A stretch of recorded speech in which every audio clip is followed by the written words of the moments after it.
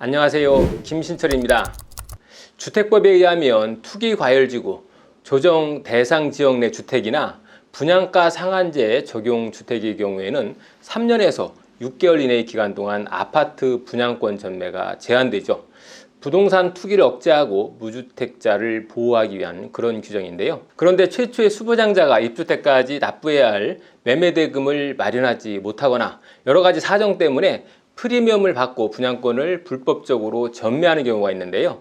이럴 경우에 보통은 매도인과 매수인 사이에 아파트 분양권 매매 계약서를 작성하고 아파트 공급 계약서, 그러니까 분양 계약서죠. 이 분양 계약서 원본과 또 매수인을 공란으로 하는 수분양권 이전에 필요한 제반 서류를 작성해서 매수인에게 건네주고, 매도인은 그동안 납부한 계약금과 프리미엄을 받는 것으로 분양권 전매를 하는 거죠.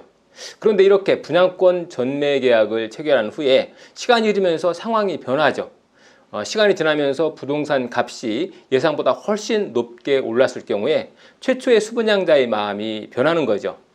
계약대로라면 매수인과 함께 분양사업자에게 찾아가서 분양권 명의 변경 절차, 즉 분양권 승계 절차라고 하죠. 이 절차를 이행해 주든지 분양사업자로부터 이전 등기를 받아서 등기를 매수인에게 넘겨줘야 하는데, 아파트 값이 너무 오르면 이게 아깝게 되는 거죠.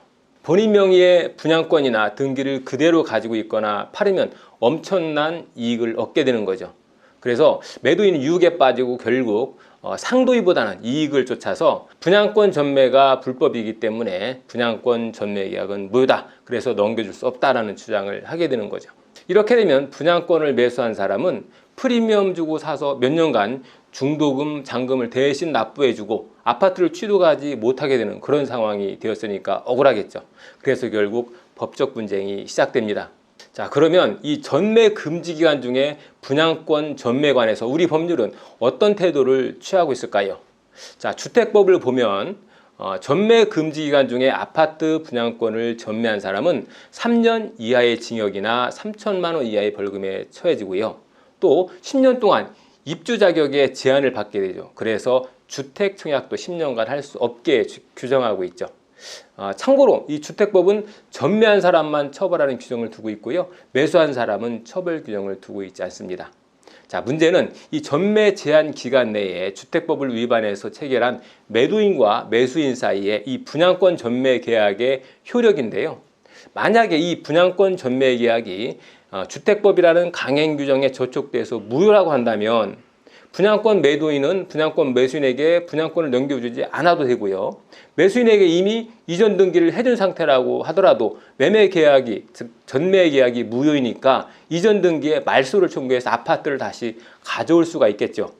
그런데 만약 이 분양권 전매 계약이 유효라고 한다면 분양권 매수인은 매도인이 아직 이전 등기를 하지 않은 상태라면 매도인에게 분양권 명의 변경 절차를 이행하라, 즉 분양권 승계 절차를 이행하라는 소송을 제기할 수 있고요.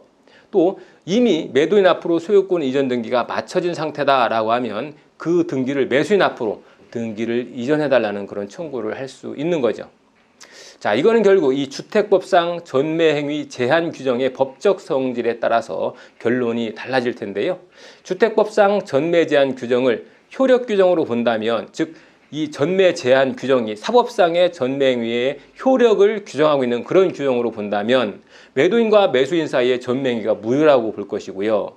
전매 제한 규정을 효력 규정이 아니라 단속 규정으로 본다면 전매 행위가 유효하게 될 거죠. 자, 우리 대법원은 오래전부터 이 전매 행위 제한을 규정한 주택법의 조항을 단속 규정으로 해석해 오고 있죠. 그래서 전매 행위 제한을 위반한 분양권 전매 계약은 비록 주택법에 위반되더라도 유효하다라고 판단을 해왔습니다. 그래서 분양권 매도인이 분양권 권리 승계 절차의 이행을 거부하는 경우에 매수인이 소송을 제기하면 판결로서 피고는 원고에게 해당 부동산에 관해서 피고와 주택사업 시행자 사이에 체결된 공급계약의 수분양권 명의 변경 절차를 이행하라, 이렇게 판결하거나 또는 피고는 원고에게 해당 부동산에 관해서 매매를 원인으로 이전 등기 절차를 이행하라, 이런 식으로 판결을 해오고 있죠. 그러니까 전매행위 금지 기간 중에 불법적으로 전매행위를 했다 하더라도 매수인은 매도인에게 그 전매계약의 유효를 주장해서 계약대로 이행할 것을 청구할 수 있다는 겁니다. 전매행위 금지 기간 중에 전매행위 효력을 인정할 경우에 부동산 투기 수요 억제라든지 또 주택의 공급 질서 유지에 어려움이 있을 수도 있죠. 하지만 전매 제한을 위반한 행위자를 처벌하거나 10년간 청약을 제한하는 조치를 통해서도 일정 정도 행정 목적을 달성할 수 있는 거죠.